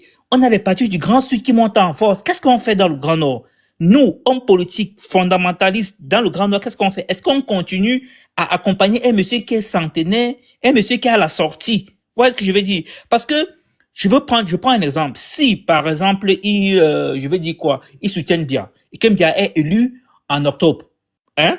Et que, je sais pas, en octobre 2025, et que en 2026, par l'effort de la nature, on a une autre élection présidentielle. On n'aura pas de candidat du Grand Nord. Même si on a un candidat du Grand Nord, ce sera difficile qu'un fils du Grand Nord prenne le pouvoir. Parce qu'il va falloir le temps pour convaincre les gens, pour se faire connaître et convaincre les gens. Tu vois, je pense que il y a le facteur temps qu'il faut prendre. Ils veulent se repositionner pour la présidence. Vous voyez ce que je vais dire? Ça, c'est mon analyse concernant le Grand Nord. Bon, pour Célestin Djamène, moi, je prends pas ça à la légère. Kano, je n'arrive pas à comprendre pourquoi... Excuse-moi, Kenny, quelques secondes. Kano, je ne sais pas pourquoi je n'arrive pas à te prendre. J'aurais aimé que tu donnes ton opinion sur ce sujet. Je sais pas. Est-ce que tu peux avoir un compte que tu peux prêter? Moi, je n'arrive pas. Même t'envoyer l'invitation, je ne peux pas t'envoyer. On ne te voit pas. Les amis, si vous pouvez envoyer l'invitation, en fait. Si Kano, tu peux monter. On me semble que tu es avec toi. Et pour le Grand Nord, avant d'arriver, je vais chuter. Je disais tantôt, en fait, et pour moi, c'est une très bonne chose. Pour moi, c'est une très bonne chose que ces deux partis réussissent à s'affranchir, en fait, du RDPC. Pourquoi? Parce que ça va créer une dynamique. Parce que, Kelbe va dire, oui, le RDPC est implanté dans le Grand Nord, mais c'est pas ça. Mais il fait abstraction de l'abstinence, de l'abstention, excusez-moi, j'ai dit abstinence, de l'abstention. Parce que les gens n'ont pas voté le RDPC. Vous ne votez pas l'UNDP, le FSN, c'est parce qu'ils savent qu'il y a un lien incestueux entre les deux partis politiques. Du moment où les gens sauront ils se sont affranchis, on ne connaît pas l'effet, ce que ça peut créer au niveau de l'électorat. Vous voyez ce que je veux dire? Donc, c'est une très bonne chose que l'UNDP et le FSN s'affranchissent du RDPC. Et pour moi, vous voyez, vous dites que c'est des gens, oui, ils ont accompagné M. Mbia. Mais à un moment donné, quand tu as été ministre pendant 20 ans, il faut être vraiment Machiavel pour ne pas penser à ton peuple. Et quand tu vois comment ton peuple souffre, quand tu vois quelqu'un comme les Bello et tout ça, qu'elles vont dans le Grand Nord, c'est pas évident dans le Grand Nord. Le pays leur a déjà tout donné. À un moment donné, ils se disent que bon, le pays nous a tout donné, qu'est-ce qu'on fait? Est-ce qu'on continue à manger ou alors on se repositionne pour prendre le pouvoir? Et si le Grand Nord veut prendre le pouvoir après Mbia, c'est le moment. Si les deux là laissent cette période-ci et qu'ils accompagnent bien, je pense que le Grand Nord n'aura pas, le prochain président ne sera pas du Grand Nord. S'ils veulent prendre le pouvoir après bien, c'est le moment de rompre cette relation. Et ils le savent, ce ne sont pas les enfants, c'est les hommes politiques vraiment très avérés, et ils le savent. Et je pense que ce n'est pas seulement la base militante. Oui, il y a une pression de la base militante, mais les deux personnes, c'est-à-dire Tiroma et Bello, ils savent, ils veulent partir, ils veulent se positionner. Et c'est tout à fait normal parce qu'on a la veille de la Troisième République. Bon, pour N'Djamène aussi, il ne faut pas prendre ça à la légère. Pourquoi il ne faut pas prendre ça à la légère? Pourquoi? Parce que j'ai suivi une émission de N'Djamène sur Bignos où il critiquait le MRC comme d'habitude en disant que le MRC allait emprunter les élus. Il a dit que lui-même, il a des élus. C'est-à-dire que les élus, en fait, du parti de Paul Rikinga, Njobé Penja. Alors, quand j'ai suivi sa conférence, quand j'ai suivi son annonce, je me suis posé la question de savoir que, mais, est-ce que ce gars n'est pas monté par Tangandji, étant donné on va lui donner peut-être 1 ou 2 élus, il va aller au Conseil constitutionnel avec cette histoire de mandat impératif, on va le débouter pour entériner en fait le fait qu'on rend irrecevable la candidature de MK. Moi, je fais confiance à MK. Je sais que MK n'est pas bête. Je sais que MK, il a plusieurs cordes à son. Je sais qu'il sait ça. C'est pas un enfant. Vous voyez ce que je veux dire? Donc, il faut pas prendre ça à la légère parce que quand tu vois les sorties de N'Djamène ces derniers jours-ci, je vais dire quoi? Il a fait une sortie là où il disait que Tangandji, c'est l'un des meilleurs ministres qu'on a eu depuis Aïdjo. Il faut pas prendre ça à la légère parce que moi, j'ai été stupéfait qu'il annonce sa candidature aujourd'hui, hein. Parce que il y a des salaires, je sais pas combien de mois là, il disait qu'il ne sera pas candidat. Qu'est-ce qui s'est passé? Pourquoi aujourd'hui il dit qu'il est candidat? Et que là, il y a 2 semaines, il disait à Bignos qu'il a les élus. Est-ce que c'est pas le fait qu'il dit que non, quand tu vas nous sortir un truc au Conseil constitutionnel, viens mon type, tu as il y a 2 élus, on va te donner 30 millions, tu vas au Conseil constitutionnel, on va te débouter. Du coup, ça va faire jurisprudence pour Campton, on va dire que Campton, on a débouté un diamètre, on te déboute, allez, basta. J'aime ce que tu proposes, Kenny. Ça, c'est bien. Non, c'est un peu ça. Il faut pas oublier ça. Mais moi, je fais confiance à MK. C'est un monsieur très intelligent. C'est un monsieur qui est affûté politiquement. Et moi, je suis très, très content parce que, MK il a réussi à faire un truc. Il a une certaine popularité qui ne dit pas son nom parce que quand tu vois sa popularité, Bello Bouba ne peut pas rester indifférent. Avec mes gars, il y a un mec là qui vient en force. Et qu'est-ce qu'on fait? Est-ce que nous, on va laisser, on a perdu le Grand Sud? Parce qu'aujourd'hui, on dit souvent que si tu gagnes les élections dans le Grand Nord, tu as gagné les élections présidentielles. Mais il faut pas oublier que c'est une bêtise. Pourquoi? Parce que le Grand Nord, en fait, tu sais que c'est les gens qui sont, je veux pas stigmatiser, hein, ils sont sous-scolarisés par rapport au Grand Sud. Et quand on est sous-scolarisé par rapport au Grand Sud, c'est facile de truquer les élections. Pour moi, je pense que quand tu gagnes les élections, à Douala, Yaoundé et Bafoussam, dans une certaine mesure, Bamenda, tu as une longueur d'avance. Moi, je pense que le Grand Nord, quand on dit que c'est la base électorale, voilà, c'est à démontrer. Donc voilà un peu ce que je voulais dire et puis je sais pas si j'ai été pertinent. Tu as fait la soirée. C'était la lecture. Mais on va mettre quelques éléments avec les informations que nous avons. Merci Kémy. Ok, il n'y a pas de souci. Très bonne analyse. tu peux rester, je t'invite à venir de temps en temps pour analyser Non, non, ensemble. oui, voilà, Voilà. je vous suis de temps en temps, donc Ouais, c'est pour ça que je n'hésite vous pas, le quand parce on que j'étais analyse, n'hésite stupéfait. pas. Super. C'est pour ça que j'ai voulu écouter les autres. Je me disais qui va ressortir cette analyse. Moi, on va compléter avec d'autres informations pour que mais tu as tout dit, tu as fait la soirée. Ok, Bravo. merci. Merci beaucoup, Kenny. Oncle Cafo, on ne voit pas ta demande. Les gens qui sont aux États-Unis, on ne voit pas vos demandes. Cano est revenu avec un nouveau compte, on ne voit pas sa demande. Donc, il y a vraiment un problème. Mais je pense que le problème est sur le panel de Steph. Ce n'est pas vous le problème. Ça doit être Stéphane, son réseau, peut-être, je ne sais pas trop. Parce qu'il y a il y a 3 personnes des États-Unis qui ont... Ah, Wow. Cano est monté. J'ai dû Ok. batailler, hein. Il m'a dédié. Merci, Cano. Merci. Alors, on va passer la... Cano, tu es arrivé comme un bandit. Vous avez fait monter encore. Bandit, Cano. Non, laisse qu'il mange. Je peux encore donner, Kemda peut encore donner quelques minutes. Cano, il a souffert. Ça, c'est bien. On va d'abord écouter Sozi. Oui, Sozi avec une urgence là. Sozi. Ah, ok. Salut les amis. En fait, je voulais juste passer des informations que j'ai eues. J'ai quelques amis qui travaillent aussi un peu dans le système. Concernant les 2 coups d'État que le prof nous annonçait hier, c'est vraiment bien fondé et ils sont en train de planifier et c'est déjà même avancé. Concernant le coup d'État militaire, il y a déjà un nom, on parle de Pierre Lou Bazal, un général de la gendarmerie, il est de l'Est. Et le choix de l'Est n'était pas anodin, c'était par rapport à l'affinité du tribut avec la première dame. Mais apparemment, ce choix-là, la première dame, jusqu'à maintenant, s'oppose parce que cette générale de brigade n'arrive pas à fournir ce qu'ils appellent des garanties personnelles que le pouvoir, une fois au pouvoir, il ne doit pas utiliser le pouvoir contre la famille de Doumbia.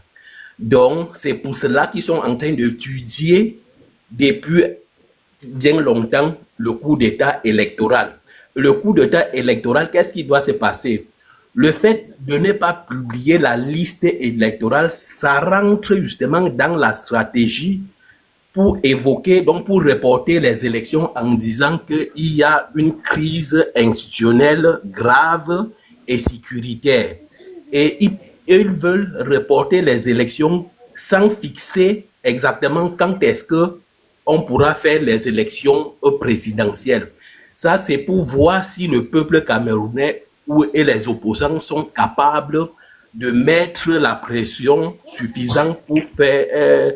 pour mettre peut-être une date sur le report des élections. Donc, pour moi, je trouve vraiment ce truc assez crédible parce que ce sont des gens quand même qui travaillent dans le système. Je ne veux pas citer le niveau pour éviter peut-être de compromettre ceci, cela, mais je pense que c'est crédible. Donc, ils ont tenu, jusqu'aujourd'hui au Cameroun, il y a encore ce qu'ils appellent coronavirus, même s'ils ont tenu de manière artificielle.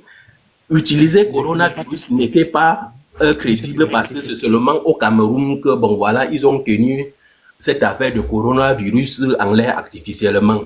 Donc, ils ont pensé à une crise institutionnelle parce que la crise sécuritaire à elle seule n'était pas suffisante parce que, bon, on a déjà eu à tenir des élections avec la région anglophone en crise.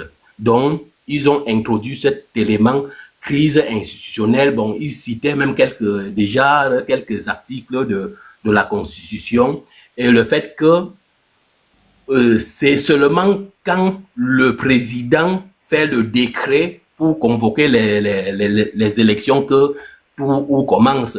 Donc, il y avait l'hypothèse même carrément de garder silence, donc de ne pas faire ces décrets pour voir et l'hypothèse de prendre la responsabilité de reporter sans mettre la date quand est-ce qu'on doit. Donc, ils sont déjà vraiment bien avancés dans cette hypothèse de coup d'État électoral et coup d'État militaire. Coup d'État militaire, je rappelle bien, il est de l'Est, c'est même un jeune général.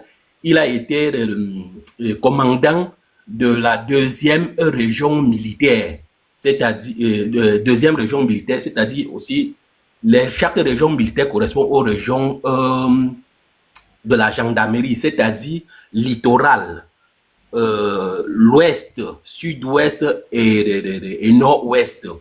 Donc, pourquoi on lui a approuvé? Parce que justement, il était au cœur du dispositif opérationnel militaire à Bamenda.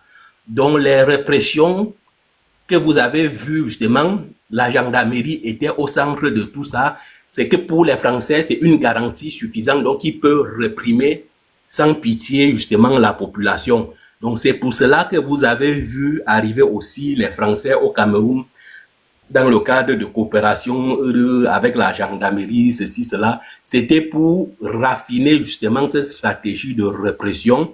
Et déjà, même avant d'arriver, justement, aux élections, aux convocations, ils ont décidé, vous allez voir que la gendarmerie doit, comment dirais-je, réprimer ces jours-ci-là, dont vont continuer à réprimer les gens, ceci, cela. Observez bien. Donc ça, c'est un peu dans leur plan. Je ne sais pas pourquoi, donc un peu partout sur le territoire national, la gendarmerie doit un peu agir de manière un peu plus musclée, ceci, cela. Donc voilà un peu ce que je voulais Ok, monsieur Sosi, on va rester ensemble. Et Kemda, tu me permets, hein, je vais faire. Le nom, ce nom, il sort quand ce nom? Les tractations. Qu'est-ce qu'on commence à faire allégeance à ce général? Non, le nom de Lou Bazal, justement, ça c'est déjà en mars 2025 que son nom circulait déjà au milieu des agents de services de renseignement. Donc c'est déjà en mars 2025 qu'on citait le nom de général Jean Lou Bazal de l'Est, général de brigade. Voilà. Ça c'est son grade. C'est Jean-Loup Bazal. Jean-Loup Bazal, oui. Et actuellement, il est le commandant de la 3e région de la gendarmerie. À l'Est? Non. 3e région correspond le Nord. Le Nord. Ok. Oui. Et derrière, quel est son soutien? Donc il a le soutien, quel soutien? Au niveau international, il a quel soutien? Non, mais c'est la France, en fait, apparemment, c'est la France qui le propose. Qui le propose, c'est la France. Est-ce que la famille présidentielle sont au courant? Ils étaient au courant du deal? Oui, apparemment, justement, c'est même la première dame même qui freine cela parce que ils disent, bon, moi, je ne sais pas ce qu'ils appellent les garanties personnelles. Parce que ce Lou Bazal, justement, n'offre pas assez de garanties. Non, ils n'étaient pas au courant.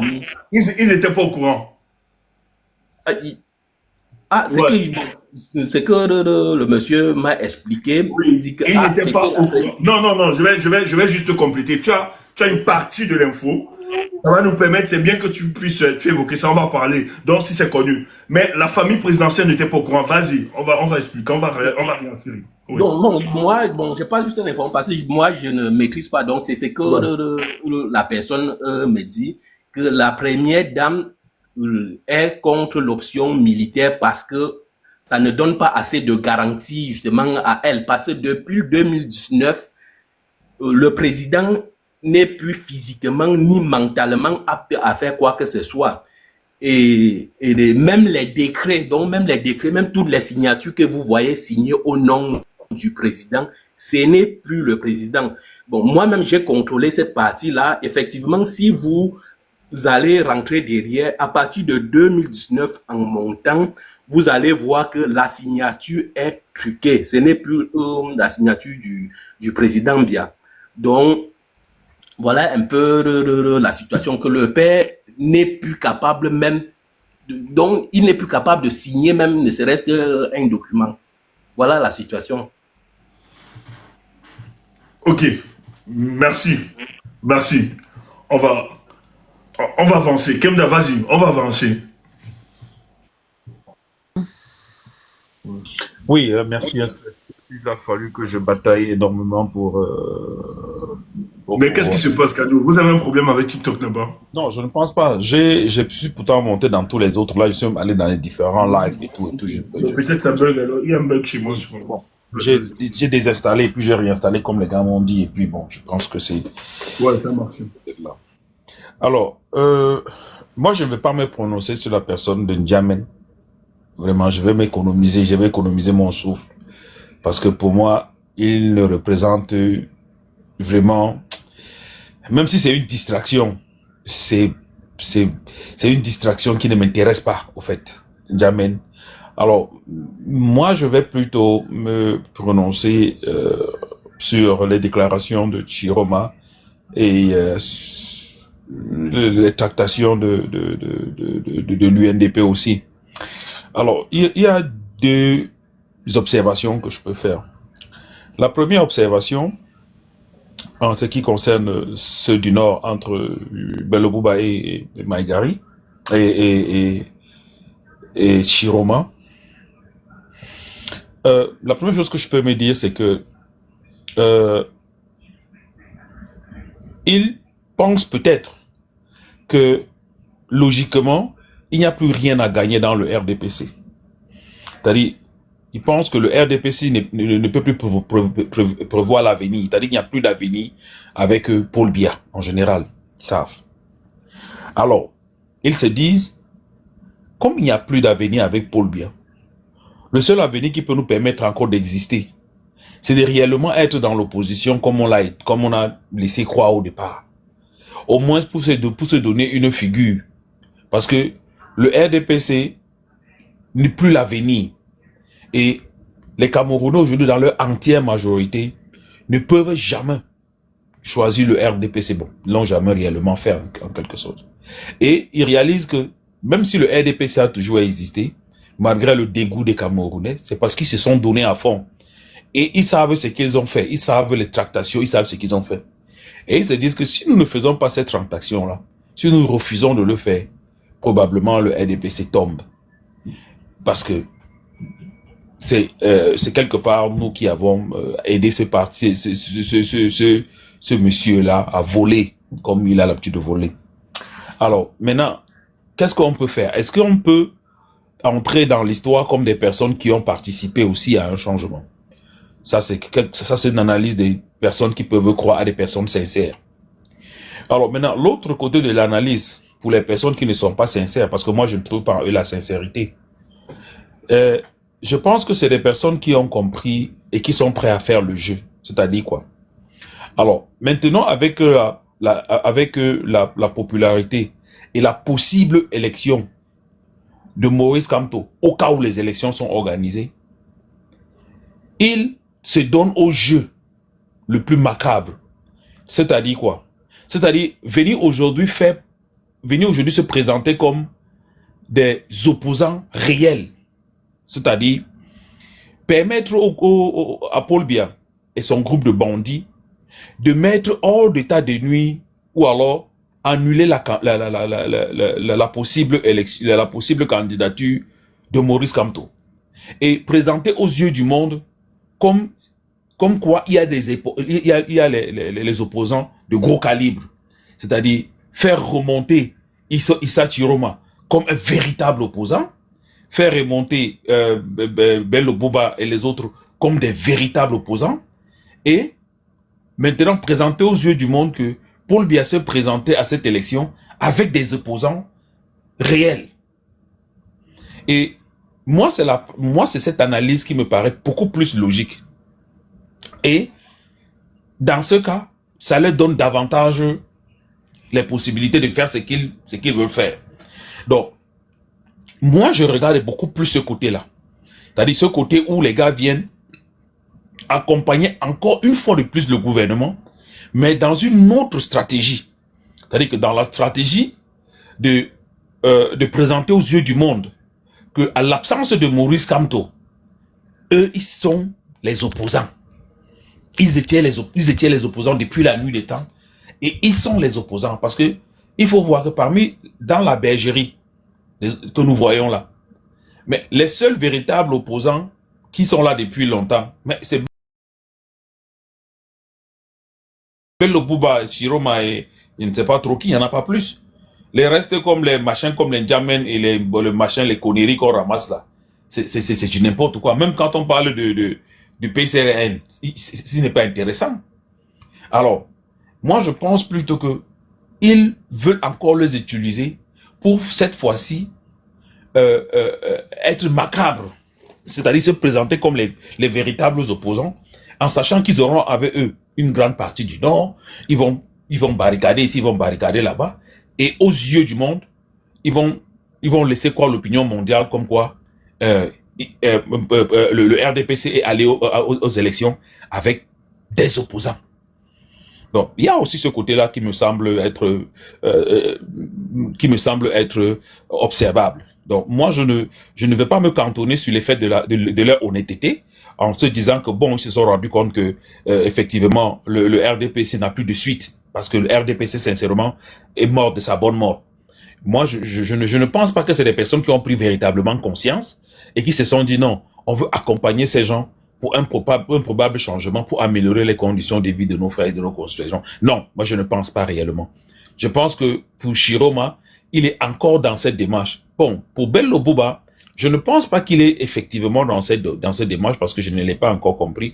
Mais moi, j'ai une certitude, connaissant la personne de Chiroma, qu'il est dans cette démarche-là c'est-à-dire que d'être utilisé comme le feu de paille qui aurait légitimé l'élection comme un véritable parti politique et se battre pour annuler la campagne, la possibilité de Maurice Kamto de se présenter et laisser croire aux yeux du monde à l'international que non, il y avait des partis politiques qui étaient là et se présentaient comme un véritable leader de l'opposition et pourtant il n'en est rien.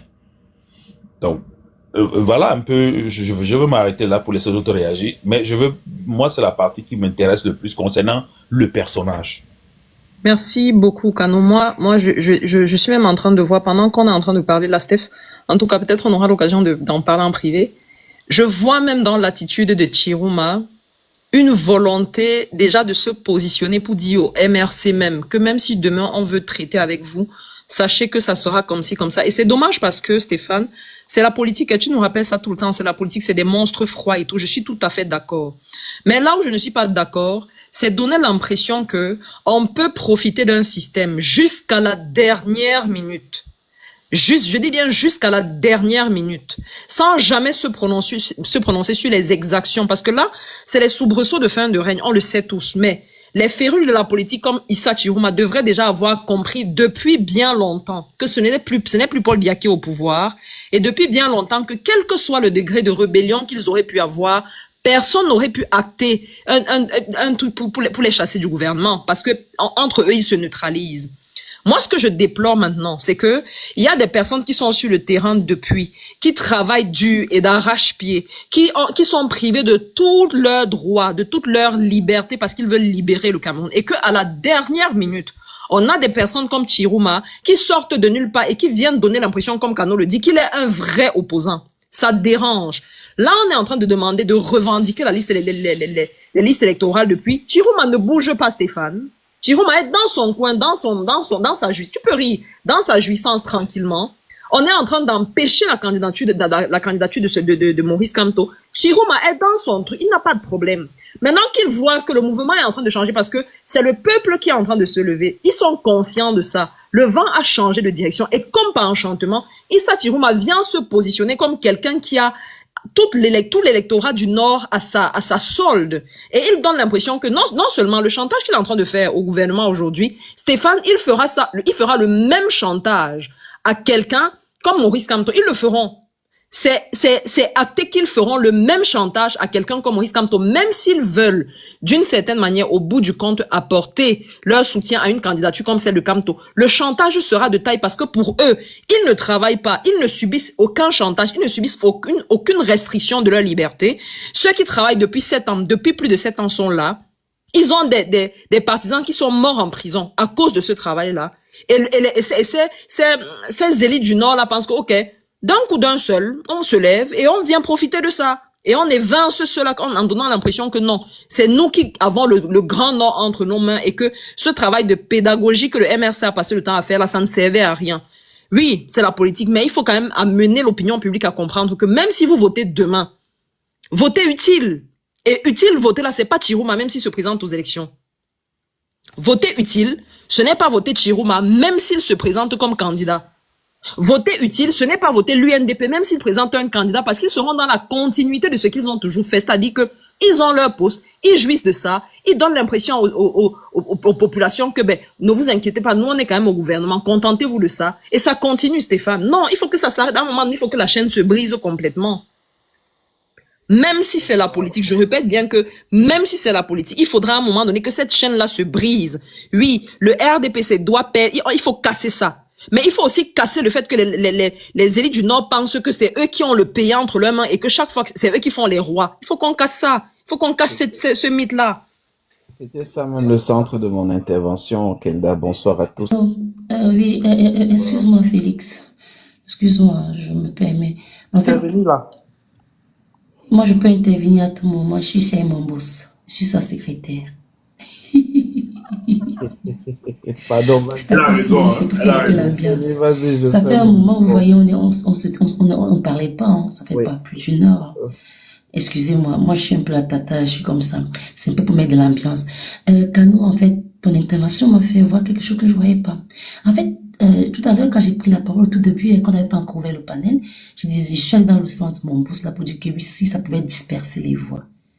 Mais en t'écoutant, je me dis, en fait, si vous avez un peu écouté un peu les conneries de Maître Assira, pour ne pas lui manquer de respect, donc Chirouma veut se positionner et ils vont valider sa candidature comme un opposant qui va légitimer ce qu'ils vont sortir au RDPC. Parce qu'effectivement, comme tu as dit, il y a son CV. Nous, on sait que c'est un chef banc.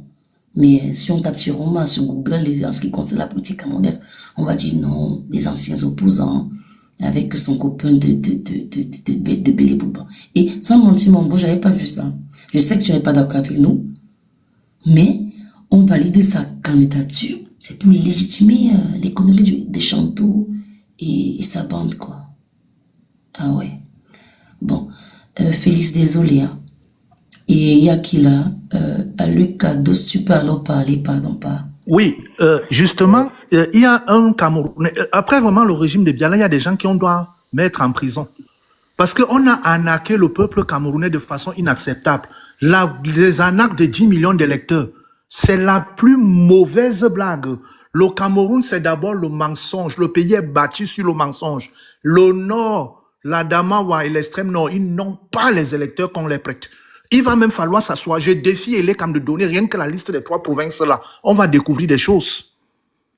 Ils n'ont pas cet électorat dont ils veulent nous faire croire. C'est justement sur ce mensonge-là qu'elles font. C'est pas le Nord, c'est le régime en place qui fabrique cet électorat. C'est le régime qui donne des faux chiffres. Il y a un fétichisme électoral qu'on pose tout le temps pour tromper la vigilance de la conscience. Avec la complicité de Chirouma et Belobouba Maïgari. Faut pas l'oublier. Les deux le savent justement. Chirouma et Belobouba savent que c'est les deux qui le font. C'est eux qui le font. Comment l'extrême nord, on vous parle de Douala, la région la plus riche du Cameroun, se retrouve moins peuplée que la région la plus pauvre? C'est du jamais vu dans l'histoire de la Terre. Mais je vous dis, il y a une relation. Il y a beaucoup d'argent, quelque part, il y aura beaucoup de gens. Il y a beaucoup de gens, il y aura beaucoup d'argent. C'est-à-dire, les deux, à partir du moment où il y a beaucoup de gens, quelque part, c'est normal, il y aura beaucoup d'argent. À partir du moment où il y a l'argent, quelque part, il y aura beaucoup de gens. L'extrême nord est la province la plus pauvre du Cameroun, sinistrée. Et c'est la province qui a le moins de voisins avec les autres provinces. Hein. L'extrême nord a même plus de frontières avec le Nigeria et le Tchad que le reste du Cameroun. Alors, le chiffre, quand on regarde Maroua, j'exagère 500 millions d'habitants. Je prends Douala au minimum 3 millions d'habitants. Ça fait un gap de 2 500 000 habitants. Expliquez-moi par quelle sorcellerie l'extrême nord réussit à rattraper les 2,5 millions. Quelqu'un m'a dit ce soir, qui supporte ces gens, qu'il y a les étrangers à Douala. J'ai dit que c'est la même chose à l'extrême nord. Il y a aussi les étrangers. L'étranger est même encore plus proche de l'extrême nord. Douala est vraiment loin. Douala, le prochain voisin, c'est qui? C'est loin. Alors que l'extrême nord, le Nigeria est collé. Le Tchad est collé. On parle de quoi? Il faudra, les Tiromala, s'il a les couilles, Si Chiroma veut nous montrer la sincérité, qu'il commence déjà à dire qu'on sorte les électeurs du Nord. Et je mets le régime bien au défi, qu'ils nous permettent, même seulement avec les bulletins, j'ai appris que quand on vote au Cameroun, on laisse les empreintes dans un registre qui est les Camgard. Si on nous sort tous les registres de l'extrême Nord, vous allez voir que les votants étaient fictifs, parce que les empreintes vont se multiplier. Tu peux avoir les noms fictifs, mais les empreintes fictives, tu ne peux pas. Rien qu'avec les empreintes, on compare les empreintes des votants au Cameroun, on va dénoncer cette fraude de l'ECAM-là. N'acceptons plus ça. Ce que Chiroma et Bello Bouba viennent faire, c'est du pur chantage. Pour moi, ce sont les has-been. Mettons-les même devant les responsabilités. On ne les met pas dans le groupe qui deviennent opposants. On s'habitue déjà à eux. Le MSC va aller au pouvoir, ils seront dans l'opposition, on va accepter. Pour les casser, on va s'asseoir dans tout le Cameroun. La vérité, compter la population partout et publier les vrais chiffres. Le chantage là va finir. On n'a même pas besoin de bagarrer avec eux. Tout ce qui est basé sur le mensonge s'effondre. Mais on parle d'une... Je dis, Douala seule est plus peuplée que tout l'extrême nord. Je vous le dis. Là, par contre, à Lucador, j'ai la VAR devant moi et ce n'est pas tout à fait ça. C'est-à-dire? Non, je suis sur le site de l'Institut national des statistiques. Attention, c'est le site qui sont, les chiffres sont coordonnés par Atangandi. Atangandi qui vient nous dire... Attends, on va rectifier. Vas-y, Kemda. Attendez, s'il vous plaît. Je suis sur le site de l'Institut national des statistiques du Cameroun. Oui. Alors, la démographie, puisque quand vous dites le grand... Tu parles de la démographie? Oui, je parle de l'extrême nord d'abord. Non, attendez. Vous avez dit tout le Grand Nord. Et tout le Grand Nord regorge l'extrême nord, le nord et l'Adamawa. Oui. Vous êtes d'accord avec moi? Ok. Si on veut regarder de cette manière-là, je ne parle pas des électeurs, hein, parce qu'on n'a pas le fichier national, donc on ne peut pas se prononcer sur les électeurs. Tu parles de la démographie? Je parle de la démographie. Moi-même, je parle de la démographie. Exactement. Si on veut se fier seulement à la démographie, en 2019, parce que les statistiques vont jusqu'en 2019, l'Adamawa, elle seule, a 1 344 414 habitants. C'est rien. Bon, attendez. L'extrême nord, parce qu'on a parlé du Grand Nord, hein, donc c'est trois régions ensemble. L'extrême nord a 4 384 648 habitants. Ok. Alors, tu vois ce chiffre-là. Le nord, attendez, laissez-moi finir. Merci. Le nord maintenant a 2 666 718 habitants. Si on fait la somme de ces chiffres-là, on est à plus de 2, 4, 10. Oui, on est à presque 10 millions d'habitants. 8 millions. Non, on est à presque, oui, un peu plus de 8 millions d'habitants. D'accord. Un peu plus de 8 millions d'habitants. Le centre dont vous parlez est à 4 millions 660 000. Le littoral. Le littoral, j'arrive. Le littoral est à 3 millions. Ah non, c'est faux. Kemda, maintenant. Tape CIA. Vous dites en fonction des statistiques ou bien vous dites en fonction de votre vision? Non, Kemda. Non, mais tu parles des statistiques d'Atangandi. Attends. Prends les chiffres de la CIA. Je vais chercher la CIA, Steph. Attends. Oui, cherche un peu. Les chiffres de la CIA.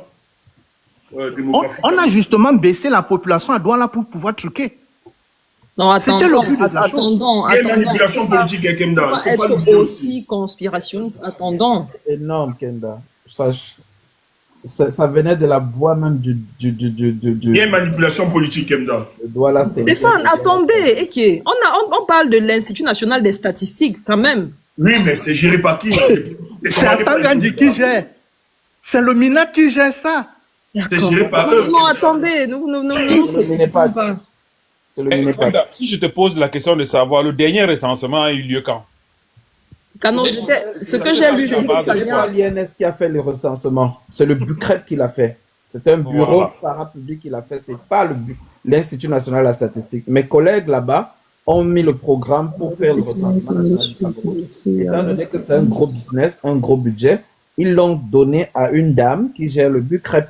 Faites attention. Ok. Je suis sur le site de la CIA. Oui. Je ne sais pas si ils vont avoir les statistiques en fonction des régions. Je regarde. Prends seulement Douala, tu compares maintenant aux chiffres qu'eux, ils ont donnés, que Non, le gouvernement a donné. attendons, ne soyons pas pressés, je cherche, patientons un peu que je regarde. Oui, bon, ok, pendant que tu Il faut cherches, on va déjà avancer dire. dans l'analyse, le temps que tu prennes le temps de chercher, de regarder pour nous dire. Mais une chose est claire, c'est que C'est Alucados qui parlait, Canou. Oui, Non, ils peuvent s'exprimer. Moi, j'ai dit, je veux mettre, ça c'est mon débat de ces élections. On va s'asseoir, parce que fausse population, faux électeurs. Il faut déjà traquer tous ces électeurs fictifs de Paul Biya. Il faut les débarrasser la scène politique de ces faux chiffres. On ne peut pas construire une maison sur du mensonge.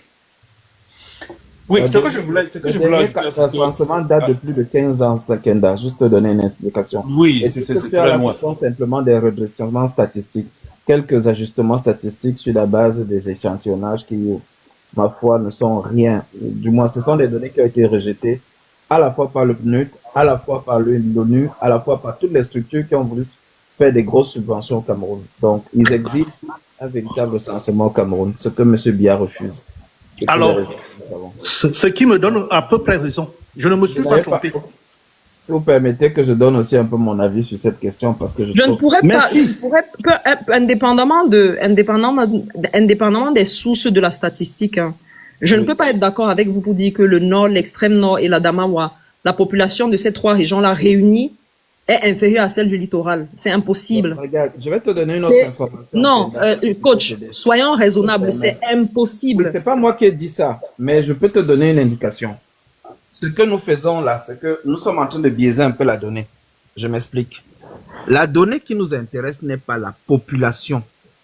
La donnée qui nous intéresse, c'est la population en âge de voter.